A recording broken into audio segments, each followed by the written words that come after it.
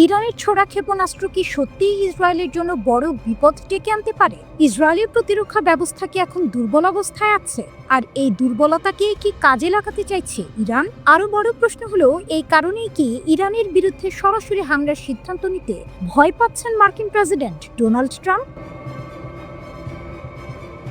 প্রথমে একটি বিষয় পরিষ্কার করা দরকার। সামরিক শক্তির দিক থেকে যুক্তরাষ্ট্র ইরানের চেয়ে বহুগুণ শক্তিশালী। আধুনিক বিমান, যুদ্ধজাহাজ, ক্ষেপণাস্ত্র সব ক্ষেত্রেই আমেরিকা এগিয়ে। কিন্তু তারপরও ট্রাম্প বারবার ইরানের বিরুদ্ধে হামলার সিদ্ধান্ত নিয়ে পিছিয়ে যাচ্ছে কেন? এর উত্তর লুকিয়ে আছে ইরানের পাল্টা আঘাত দেওয়ার ক্ষমতার মধ্যে। ইরানের সর্বোচ্চ নেতা আয়াতুল্লাহ আলী খামেনিকে লক্ষ্য করে যদি কোনো হামলা হয়, তাহলে সেটিকে তারা শুধু একটি রাজনৈতিক ঘটনা হিসেবে দেখবে না। ইরানের প্রেসিডেন্ট মাসুদ পেজেশকিয়ান স্পষ্ট ভাষায় বলেছেন, খামেনির ওপর আঘাত মানে ইরানি জাতির বিরুদ্ধে পূর্ণাঙ্গ যুদ্ধ ঘোষণা। এই বক্তব্যের পরই গোটা মধ্যপ্রাচ্যে যুদ্ধের আশঙ্কা নতুন করে মাথা চাড়া দেয়। এখন আসি ইসরায়েলের প্রসঙ্গে। গত বছরের জন্য ইরান ও ইসরায়েলের মধ্যে প্রায় 12 দিন ধরে সরাসরি সংঘর্ষ হয়েছিল। সেই সংঘর্ষে ইরান একসাথে শত শত ব্যালিস্টিক ক্ষেপণাস্ত্র ছোড়ে। তখন ইসরায়েলের সবচেয়ে শক্তিশালী প্রতিরক্ষা ব্যবস্থা আয়রন ডোম ও ডেভিড স্লিং ভীষণ চাপের মুখে পড়ে। ইসরায়েলের সংবাদ মাধ্যম দ্য জেরুজালেম পোস্ট জানায়, সেই সংঘর্ষে ইসরায়েলের বিমান প্রতিরক্ষা ব্যবস্থায় বড় ধরনের ক্ষতি হয়। অনেক সিস্টেম পুরোপুরি ধ্বংস হয়, অনেকগুলো এখনো পুরোপুরি মেরামত করা যায়নি। ইসরায়েল এখন আগের মতো সম্পূর্ণ নিরাপদ অবস্থায় নেই। আর এই দুর্বলতার কথাই নাকি সরাসরি মার্কিন প্রেসিডেন্ট ট্রাম্পকে জানিয়েছেন ইসরায়েলের প্রধানমন্ত্রী বেনিয়ামিন নেতানিয়াহু। একটি গুরুত্বপূর্ণ ফোন আলাপ হয়েছিল যখন মধ্যপ্রাচ্যের মার্কিন ঘাঁটিগুলোতে ইরানের বিরুদ্ধে হামলার প্রস্তুতি চলছিল। ঠিক তখনই নেতানিয়াহু ট্রাম্পকে বলেন, এই মুহূর্তে ইরানে হামলা করলে পরিস্থিতি নিয়ন্ত্রণের বাইরে চলে যেতে পারে। কারণ ইরানের পাল্টা হামলা ঠেকানোর মতো প্রস্তুতি তখন না ইসরায়েলের ছিল, না যুক্তরাষ্ট্রের। একজন মার্কিন কর্মকর্তার বক্তব্য অনুযায়ী সেই সময় মধ্যপ্রাচ্যে পর্যাপ্ত মার্কিন প্রতিরক্ষা সরঞ্জাম ছিল না। বিশেষ করে ইরানের ক্ষেপণাস্ত্র হামলা ঠেকানোর সক্ষমতা ছিল সীমিত। আর ইসরায়েল এক্ষেত্রে অনেকটাই যুক্তরাষ্ট্রের উপর নির্ভরশীল। এদিকে ইরান স্পষ্ট হুমকি দিয়েছিল, যদি ইসরায়েল আক্রমণ করে তাহলে মধ্যপ্রাচ্যে থাকা মার্কিন সামরিক ঘাঁটিগুলোতেও আঘাত আসবে। এই হুমকির পর কাতারের আল উদেইদ বিমান ঘাঁটি থেকে যুক্তরাষ্ট্র তাদের গুরুত্বপূর্ণ সেনা ও সরঞ্জাম সরিয়ে নেয়। এখন আসি সবচেয়ে গুরুত্বপূর্ণ প্রশ্নে, ইরানের কোন ক্ষেপণাস্ত্র ইসরায়েলকে এতটা ভয় দেখাচ্ছে? ইরানের হাতে রয়েছে দীর্ঘপাল্লার ব্যালিস্টিক মিসাইল, যেমন সেজ্জিল ও খাইবার শেকান। এগুলো উচ্চ গতিতে আঘাত হানে, দিক পরিবর্তন করতে পারে এবং প্রতিরক্ষা ব্যবস্থা ফাঁকি দেওয়ার ক্ষমতা রাখে।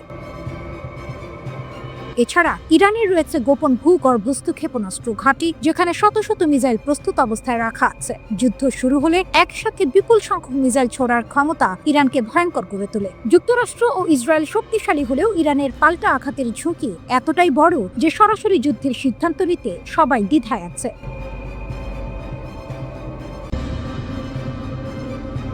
ইরান ও যুক্তরাষ্ট্রের মধ্যে উত্তেজনা নতুন কিছু নয়, কিন্তু সাম্প্রতিক যে খবরগুলো সামনে আসছে তা পরিস্থিতিকে একেবারে নতুন ও ভয়ঙ্কর দিকে নিয়ে যাচ্ছে। প্রশ্ন একটাই, ইরান কি সত্যিই এমন একটি ক্ষেপণাস্ত্র বানিয়েছে যা সরাসরি আমেরিকার মূল ভূখণ্ডে আঘাত হানতে পারে? সম্প্রতি কয়েকটি ইরানি রাষ্ট্র ঘনিষ্ঠ গণমাধ্যম এবং প্রতিরক্ষা বিষয়ক ওয়েবসাইট ডিফেন্স সিকিউরিটি এশিয়া দাবি করেছে, ইরান একটি অত্যাধুনিক ব্যালিস্টিক ক্ষেপণাস্ত্র পরীক্ষা করেছে যার সম্ভাব্য রেঞ্জ প্রায় 10,000 কিলোমিটার। যদি এই দাবি সত্য হয়, তাহলে প্রথমবারের মতো ইরানের ক্ষেপণাস্ত্র ক্ষমতার আওতায় চলে আসবে যুক্তরাষ্ট্রের বড় একটি অংশ, ওয়াশিংটন থেকে শুরু করে ইউরোপের রাজধানী ব্রাসেলস পর্যন্ত। ইরানের সংসদের এক সদস্য মোহসেন জাঙ্গানে দাবি করেছেন, কয়েক রাত আগে আমরা দেশের সবচেয়ে উন্নত ক্ষেপণাস্ত্রগুলোর একটি সফলভাবে পরীক্ষা করেছি। এটি আগে কখনো পরীক্ষিত হয়নি। ইরানের পক্ষ থেকে একে প্রতিরক্ষামূলক সক্ষমতা হিসেবে তুলে ধরা হলেও পশ্চিমা দেশগুলোর জন্য এটি নিঃসন্দেহে একটি বড় নিরাপত্তা উদ্বেগ। তবে এখানেই একটি গুরুত্বপূর্ণ বিষয় আছে। এখন পর্যন্ত কোনো আন্তর্জাতিক গোয়েন্দা সংস্থা বা স্যাটেলাইট মনিটরিং সংস্থা এই পরীক্ষার বিষয়টি স্বাধীনভাবে নিশ্চিত করেনি। অর্থাৎ ইরানের দাবি সত্যও হতে পারে, আবার এটি কৌশলগত চাপ তৈরির অংশও হতে পারে। কিন্তু প্রশ্ন হলো, ইরান কেন এমন দাবি করছে? এর পেছনে রয়েছে ভয়ঙ্কর রাজনৈতিক উত্তেজনা। সম্প্রতি ইরানের সর্বোচ্চ নেতা আয়াতুল্লাহ আলী খামেনির এক ঘনিষ্ঠ উপদেষ্টা সরাসরি মার্কিন প্রেসিডেন্ট ডোনাল্ড ট্রাম্পকে হুমকি দিয়েছেন, ইরানি মিডিয়ার দাবি অনুযায়ী তিনি বলেছেন ট্রাম্প এখন আর নিরাপদে রোদ পোহাতে পারবেন না, এমনকি তার মার-আ-লাগো রিসোর্টেও না, একটি ছোট ড্রোনই যথেষ্ট। এই মন্তব্য বিশ্বজুড়ে ব্যাপক আলোড়ন সৃষ্টি করেছে। ইরান আরও স্পষ্ট করে জানিয়েছে যদি আয়াতুল্লাহ খামেনির ওপর কোনো হামলা হয় তাহলে সেটিকে তারা পুরো দেশের ওপর হামলা হিসেবে দেখবে এবং সর্বাত্মক যুদ্ধ শুরু হবে। ইরানের প্রেসিডেন্ট মাসুদ পেজেশকিয়ান 18 জানুয়ারি বলেছেন, আমাদের নেতার ক্ষতি মানেই যুদ্ধ, আমাদের জবাব হবে দ্রুত ও ধ্বংসাত্মক। এই বক্তব্য এসেছে এমন এক সময় যখন ডোনাল্ড ট্রাম্প আবারও ইরানের রেজিম চেঞ্জের ইঙ্গিত দিয়েছেন। পলিটিকোকে দেয়া এক সাক্ষাৎকারে তিনি বলেন, ইরানের নতুন নেতৃত্ব দরকার। এছাড়া ট্রাম্প খামেনিকে ব্যক্তিগতভাবে অপমান করেন, ইরানকে বাস করার জন্য সবচেয়ে খারাপ জায়গা বলেন। স্বাভাবিকভাবেই এসব মন্তব্য তেহরানে ক্ষোভ আরও বাড়িয়েছে।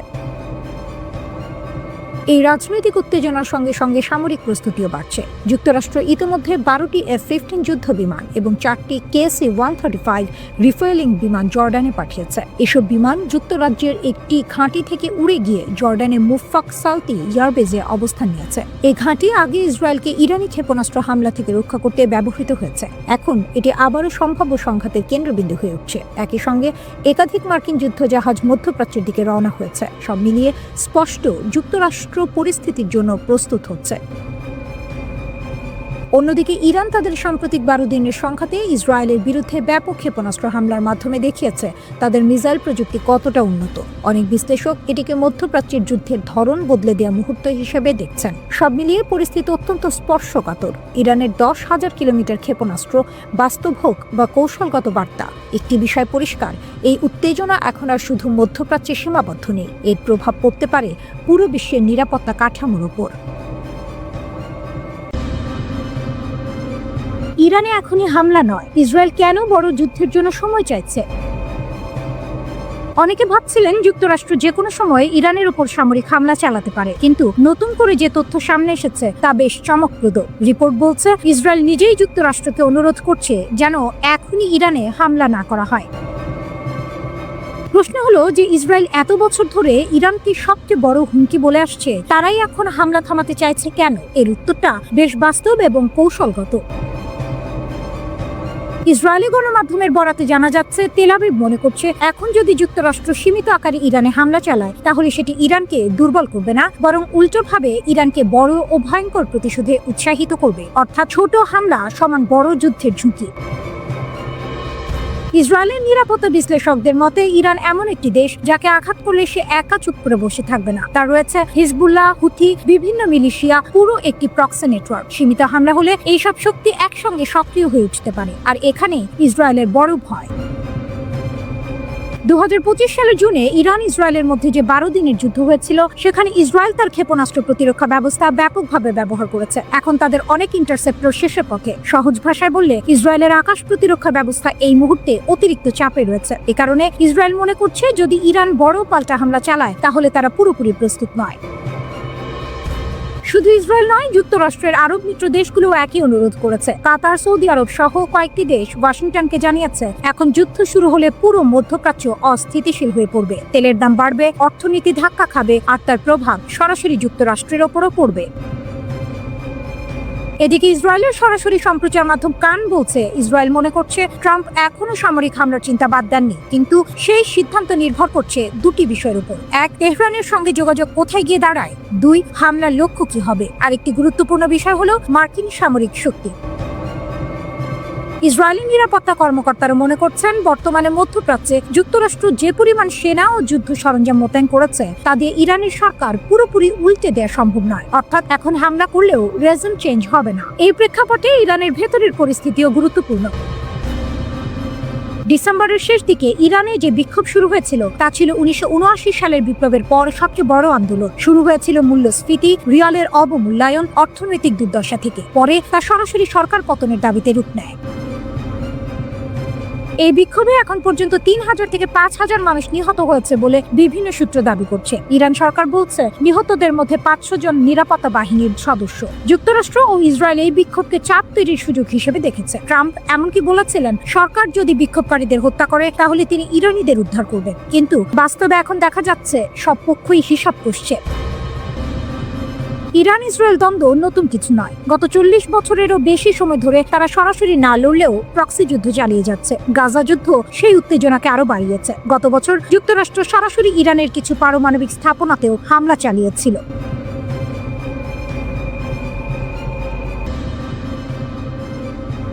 কাতারের আল উদেইদ ঘাঁটি ছাড়ার নির্দেশ। ইরান যুক্তরাষ্ট্র উত্তেজনা কোথায় গিয়ে দাঁড়ালো? ইরানের সঙ্গে উত্তেজনা বাড়তে থাকায় কাতারের আল উদেইদ বিমান ঘাঁটিতে থাকা মার্কিন সেনা সদস্যদের বুধবার সন্ধ্যার মধ্যে ঘাঁটি ছাড়ার পরামর্শ দেওয়া হয়েছে। রয়টার্সকে এমন তথ্য জানিয়েছেন 3 জন কূটনীতিক। এই সিদ্ধান্তকে যুক্তরাষ্ট্রের সামরিক অবস্থান পরিবর্তনের ইঙ্গিত হিসেবে দেখা হচ্ছে। তবে বিষয়টি পরিষ্কার করে বলা হয়েছে, এটি কোনো বাধ্যতামূলক সরিয়ে নেওয়া নয়। এক কূটনীতিকের ভাষায় এটি সতর্কতামূলক অবস্থান বদল, পূর্ণাঙ্গ সেনা প্রত্যাহার নয়। কেন এই সিদ্ধান্ত নেওয়া হয়েছে সে বিষয়ে নির্দিষ্ট কোনো কারণ জানানো হয়নি। দোহায় অবস্থিত যুক্তরাষ্ট্রের দূতাবাস এ বিষয়ে তাৎক্ষণিক কোনো মন্তব্য করেনি। একইভাবে কাতারের পররাষ্ট্র মন্ত্রণালয়ও রয়টার্সের প্রশ্নের জবাব দেয়নি। এই সিদ্ধান্তের পেছনের প্রেক্ষাপটটা গুরুত্বপূর্ণ। এর আগে রয়টার্সকে দেয়া এক সাক্ষাৎকারে ইরানের এক জ্যেষ্ঠ কর্মকর্তা জানান, যুক্তরাষ্ট্র যদি ইরানে সামরিক হস্তক্ষেপ করে তাহলে মধ্যপ্রাচ্যে থাকা মার্কিন ঘাঁটিগুলো লক্ষ্যবস্তুতে পরিণত হবে। এই সতর্কবার্তা সৌদি আরব, সংযুক্ত আরব আমিরাত ও তুরস্ক সহ কয়েকটি আঞ্চলিক দেশকে জানানো হয়েছে বলে দাবি ইরানের। মধ্যপ্রাচ্যে যুক্তরাষ্ট্রের প্রধান সামরিক ঘাঁটিগুলো কোথায়? মধ্যপ্রাচ্য জুড়ে যুক্তরাষ্ট্রের একটি বিশাল সামরিক নেটওয়ার্ক রয়েছে, যা বাহরাইন থেকে শুরু করে তুরস্ক পর্যন্ত বিস্তৃত। ইরানের সঙ্গে সরাসরি সংঘাত হলে এসব ঘাঁটি ঝুঁকির মধ্যে পড়তে পারে। বাহরাইনে রয়েছে মার্কিন নৌবাহিনীর 5th ফ্লিটের সদর দপ্তর। এখান থেকে পারস্য উপসাগর, লোহিত সাগর, আরব সাগর এবং ভারত মহাসাগরের একটি বড় অংশে সামরিক কার্যক্রম পরিচালিত হয়। কৌশলগত দিক থেকে এটি অত্যন্ত গুরুত্বপূর্ণ। কাতারের রাজধানী দোহার বাইরে অবস্থিত আল উদেইদ বিমান ঘাঁটি হলেও যুক্তরাষ্ট্রের সেন্ট্রাল কমান্ডের অগ্রবর্তী সদর দপ্তর। এখান থেকে মিশর থেকে শুরু করে কাজাখস্তান পর্যন্ত বিস্তৃত অঞ্চলে মার্কিন সামরিক অভিযান পরিচালিত হয়। প্রায় 10,000 সেনা সদস্য এখানে অবস্থান করেন। সম্প্রতি ঘাঁটিটিতে একটি নতুন সমন্বয় কেন্দ্র চালু হয়েছে, যাতে আকাশ ও ক্ষেপণাস্ত্র প্রতিরক্ষা আরও জোরদার করা যায়। কুয়েতে রয়েছে ক্যাম্প আরিফজান, যা মার্কিন সেনাবাহিনীর সেন্ট্রাল কমান্ডের ফরওয়ার্ড হেডকোয়ার্টার। এছাড়া ইরাক সীমান্তের কাছে আলী আল সালেম বিমান ঘাঁটি এবং ক্যাম্প বুয়েরিং রয়েছে, যেগুলো ইরাক ও সিরিয়ায় সেনা পাঠানোর জন্য গুরুত্বপূর্ণ।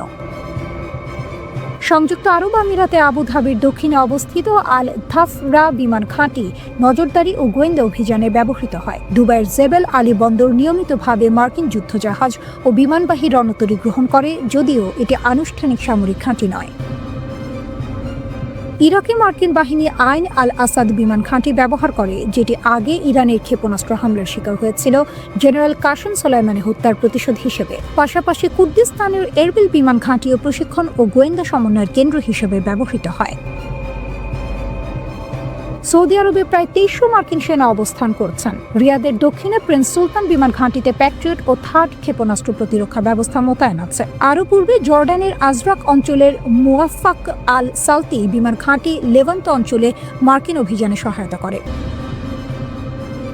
তুরস্কের দক্ষিণাঞ্চলের আদানা প্রদেশে অবস্থিত ইনসেরলেক বিমান ঘাঁটি যুক্তরাষ্ট্র ও তুরস্ক যৌথভাবে পরিচালনা করে। এখানে মার্কিন পারমাণবিক অস্ত্র রয়েছে বলে ধারণা করা হয় এবং সিরিয়া ও ইরাকে জোট বাহিনীর অভিযানে এটি গুরুত্বপূর্ণ ভূমিকা রাখে। সব মিলিয়ে এই ঘাঁটিগুলো এমন একটি নেটওয়ার্ক তৈরি করেছে, যেগুলো ইরান যুক্তরাষ্ট্র উত্তেজনা বাড়লে সরাসরি প্রভাবিত হতে পারে।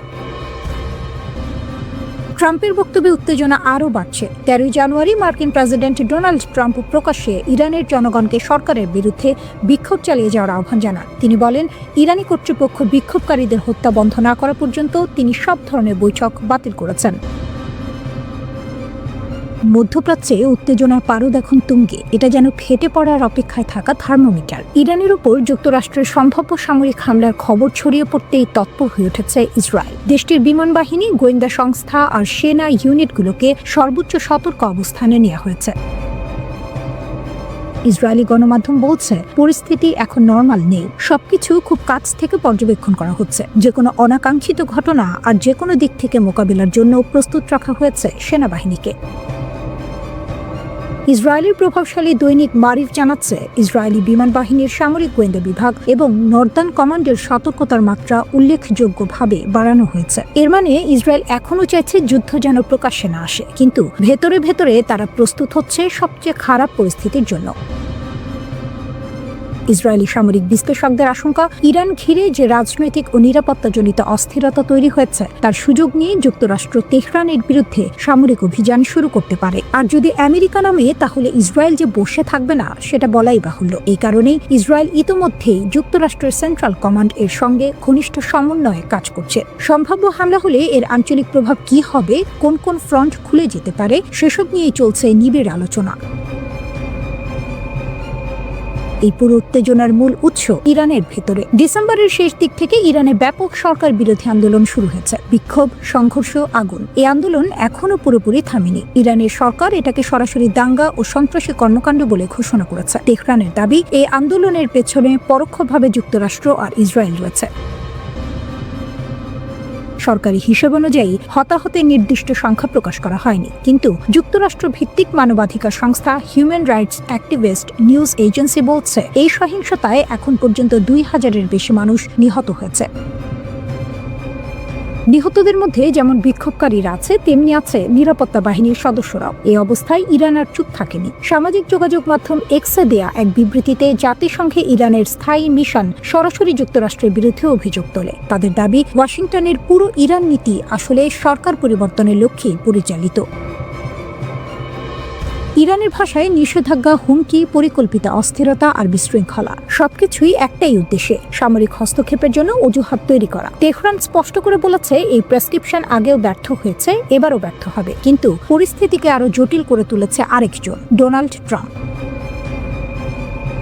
মার্কিন প্রেসিডেন্ট প্রকাশ্যে ইরানের বিক্ষোভ দমনে কঠোর অবস্থান নেওয়ার জন্য তেহরানের বিরুদ্ধে কড়া পদক্ষেপের হুমকি দিয়েছেন। এই বক্তব্য মধ্যপ্রাচ্যের আগুনে যেন আরও ঘি ঢেলে দিয়েছে।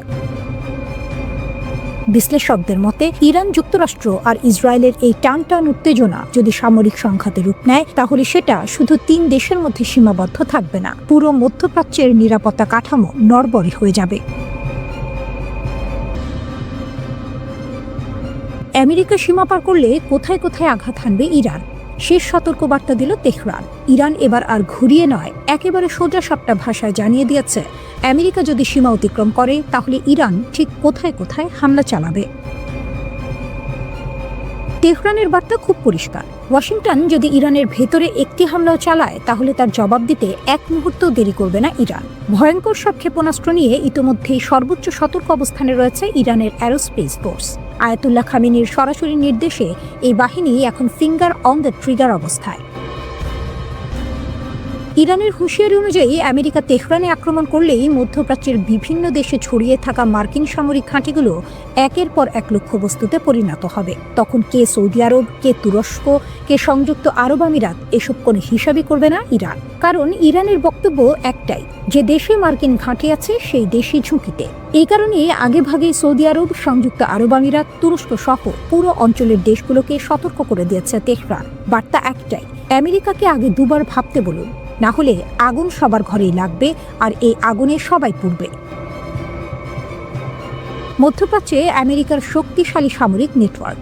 মধ্যপ্রাচ্যে যুক্তরাষ্ট্রের সামরিক উপস্থিতি অত্যন্ত শক্তিশালী এবং বিস্তৃত। সৌদি আরব, সংযুক্ত আরব আমিরাত, তুরস্ক, ইরাক, কাতার, কুয়েত, বাহরাইন সহ অন্তত 12টি দেশে 19টিরও বেশি জায়গায় মার্কিন সামরিক ঘাঁটি ও স্থাপনা রয়েছে। এই ঘাঁটিগুলোতে বর্তমানে প্রায় 40,000 থেকে 50,000 পর্যন্ত মার্কিন সেনা মোতায়েন রয়েছে বলে বিভিন্ন হিসাব বলছে। এর মধ্যে সবচেয়ে গুরুত্বপূর্ণ হল কাতারের আল উদেইদ বিমান ঘাঁটি। এটি মার্কিন সেন্ট্রাল কমান্ডের প্রধান কেন্দ্র। এখান থেকেই পুরো মধ্যপ্রাচ্যে সামরিক অভিযান নিয়ন্ত্রণ করে আমেরিকা। অন্যদিকে বাহরাইনে রয়েছে মার্কিন নৌবাহিনীর 5ম নৌবহরের সদর দপ্তর। পারস্য উপসাগরের পুরো জলপথ এই ঘাঁটি থেকেই নজরদারিতে রাখা হয়। ইরানের বক্তব্য অনুযায়ী এইসব ঘাঁটি এখন ইরানি ক্ষেপণাস্ত্রের নাগালের মধ্যেই রয়েছে। এক জ্যেষ্ঠ ইরানি কর্মকর্তা বার্তা সংস্থা রয়টার্সকে স্পষ্ট ভাষায় জানিয়েছেন, ওয়াশিংটন যদি ইরানে হামলা চালায়, তাহলে মধ্যপ্রাচ্যের মার্কিন মিত্র দেশগুলোর মাটিতে থাকা মার্কিন ঘাঁটিগুলোতে সরাসরি পাল্টা আঘাত হানা হবে। তিনি বলেন, সৌদি আরব, সংযুক্ত আরব আমিরাত থেকে শুরু করে তুরস্ক পর্যন্ত সব দেশকে জানিয়ে দেওয়া হয়েছে আমেরিকা যদি ইরানকে লক্ষ্যবস্তু বানায় তাহলে ওই দেশগুলোর ভেতরে থাকা মার্কিন ঘাঁটি হবে ইরানের লক্ষ্যবস্তু। এই কারণেই ইরান আঞ্চলিক মিত্র দেশগুলোর মাধ্যমে ওয়াশিংটনকে বার্তা পাঠিয়েছে, ইরানে হামলা চালানোর আগে ভালো করে চিন্তা করুন। কূটনৈতিক তৎপরতা ও সর্বোচ্চ সামরিক প্রস্তুতি। ইরানের রাষ্ট্রীয় গণমাধ্যম জানিয়েছে, তেহরানের শীর্ষ নিরাপত্তা পরিষদের প্রধান আলী লারিজানি কাতারের পররাষ্ট্রমন্ত্রীর সঙ্গে সরাসরি কথা বলেছেন। একই সঙ্গে ইরানের পররাষ্ট্রমন্ত্রী আব্বাস আরাকচি সংযুক্ত আরব আমিরাত ও তুরস্কের পররাষ্ট্রমন্ত্রীদের সঙ্গেও যোগাযোগ করেছেন। এই দেশগুলো সবাই যুক্তরাষ্ট্রের ঘনিষ্ঠ মিত্র। তাদের স্পষ্ট করে জানানো হয়েছে, ইরান এখন শান্ত থাকতে চায়, কিন্তু কোনো বিদেশি হস্তক্ষেপ মেনে নেবে না। এদিকে আয়াতুল্লাহ আলী খামেনির নির্দেশে ইসলামী বিপ্লবী গার্ড বাহিনীর অ্যারোস্পেস ফোর্সকে সর্বোচ্চ সতর্ক অবস্থানে রাখা হয়েছে। বাহিনীর কমান্ডার জানিয়েছেন, ইরানের বিমান ও ক্ষেপণাস্ত্র প্রতিরক্ষা ব্যবস্থা এখন সর্বোচ্চ স্তরের প্রস্তুতিতে রয়েছে। আমেরিকা আর ইসরায়েল যখন ইরানের দিকে তাকিয়ে যুদ্ধের নকশা আঁকছে, ঠিক তখনই গর্জে উঠল আরেক পরাশক্তি ভ্লাদিমির পুতিনের রাশিয়া। এবার আর কূটনৈতিক অনুরোধ নয়, সরাসরি হুঁশিয়ারি। মস্কো স্পষ্ট করে জানিয়ে দিয়েছে, ইরানি সামরিক হামলা মানে আগুন নিয়ে খেলা, আর সেই আগুন পুরো মধ্যপ্রাচ্যকে গ্রাস করতে পারে। রাশিয়ার বক্তব্য খুব পরিষ্কার। তাদের মতে, ইরানে যে অস্থিরতা চলছে সেটা ভেতর থেকে জন্ম নেওয়া নয়, এটা বাইরে থেকে আমদানি করা। মস্কোর ভাষায় এটা একটি কালার রিভলিউশন, অর্থাৎ সাজানো বিপ্লব। আর এই নাটকের পেছনে তারা সরাসরি আমেরিকাকেই দায়ী করছে। রাশিয়া বলছে, ইরানের অভ্যন্তরীণ রাজনীতিতে এভাবে নাক গলানো শুধু বেআইনি নয়, ভয়ঙ্কর। পুতিন প্রশাসনের মতে, আমেরিকা যদি এখনই না থামে তাহলে পুরো মধ্যপ্রাচ্য এমন এক জায়গায় চলে যাবে যেখান থেকে আর ফিরে আসা যাবে না। এখানে একটি বিষয় খুব গুরুত্বপূর্ণ, ইউক্রেন যুদ্ধ। ইউক্রেনের ময়দানে রাশিয়া যে টিকে আছে তার পেছনে ইরানের বড় ভূমিকা রয়েছে। ইরানি ড্রোন আর মিসাইল রাশিয়ার হাতে যুদ্ধের চিত্র বদলে দিয়েছে। পুতিন সেটা ভুলে যাননি। ফলে এখন প্রশ্ন উঠছে, বন্ধুত্বের দাম কি এবার শোধ করা হবে? আন্তর্জাতিক মহলে গুঞ্জন, রাশিয়া নাকি ইরানে পাঠাতে পারে তাদের ভয়ঙ্কর অস্ত্র ইস্কান্দার মিসাইল। এটা সারফেস টু সারফেস মিসাইল। একবার ছোড়া হলে মাঝপথে একে থামানো প্রায় অসম্ভব। ইরানের নিজের মিসাইল ভান্ডার এমনিতেই শক্তিশালী, কিন্তু যদি রুশ ইস্কান্দার সত্যিই তেহরানে পৌঁছে যায় তাহলে সেটা শুধু অস্ত্র নয়, একটা রাজনৈতিক বার্তা হবে। বার্তাটা খুব স্পষ্ট, আমাদের ছুঁলে জবাব আসবে। আর সেই জবাব শুধু ইরান থেকেই আসবে না, মধ্যপ্রাচ্যের বিভিন্ন দেশে ছড়িয়ে থাকা মার্কিন সামরিক ঘাঁটিগুলো তখন সরাসরি ঝুঁকির মধ্যে পড়বে। এর মধ্যেই আরেকটি ঘটনা পরিস্থিতিকে আরো ভয়ঙ্কর করে তুলছে। দক্ষিণ আফ্রিকার জলসীমায় যৌথ নৌ মহড়া চালায় ইরান, রাশিয়া ও চীন। নাম উইল ফর পিস 2026। নাম শুনে শান্তির কথা মনে হতে পারে, কিন্তু বার্তাটা ভিন্ন। তিন দেশ একসাথে দাঁড়িয়ে দেখিয়ে দিচ্ছে বিশ্ব আর এক মেরুকেন্দ্রিক নয়। আমেরিকার একক আধিপত্যের দিন শেষের পথে। এই মহড়ায় দক্ষিণ আফ্রিকাও আছে, যারা ব্রিক্স প্লাসের অংশ। এটা শুধু তিন দেশের বন্ধুত্ব নয়, নতুন বৈশ্বিক ঐক্যের ইঙ্গিত। সোজা করে বললে, ইরানে খামেনির পতন মানে শুধু ইরানের হার নয়, এটা রাশিয়া আর চীনের প্রভাব হারানোর সংকেত। আর পুতিন সেটা হতে দেবেন না। এটাই এখন ইঙ্গিত দিচ্ছে মস্কোর আচরণ। রাশিয়ার হুঁশিয়ারি, ইস্কান্দার মিসাইলের গুঞ্জন আর ত্রিপক্ষীয় সামরিক মহড়া, সব মিলিয়ে এটা আমেরিকার জন্য একটি বড় লাল সংকেত। যদি সত্যি আমেরিকা বা ইসরায়েল ইরানে হামলা চালায় তাহলে সেটা আর দুই দেশের মধ্যে সীমাবদ্ধ থাকবে না। এটা রূপ নিতে পারে এক বিশাল প্রক্সি যুদ্ধে, যার ছায়া পড়তে পারে গোটা বিশ্বের উপর। প্রশ্ন একটাই, ওয়াশিংটন কি এই সতর্কবার্তা শুনবে, নাকি তৃতীয় বিশ্বযুদ্ধই শুরু হবে?